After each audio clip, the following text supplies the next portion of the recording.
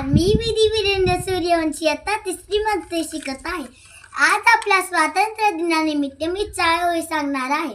आज आहे 15 ऑगस्ट आणि या दिवशी आपल्या देशाला स्वातंत्र्य मिळाले होते. उत्सव तिरंगाचा आभारी आज सजला, नतमस्तक मी त्या सर्वांचा ज्यांनी भारत देश घडविला. मंगल भरत आझाद सगळे जेव्हा लढले होते तेव्हा माझ्या भारताला खरे स्वातंत्र्य मिळाले होते. अनेक स्वातंत्र्यवीरांनी झेललेल्या गोळ्या आपल्या निधीद्या छातीवर, रक्ताच्या नद्या वाहिला भारतभूच्या मातीवर.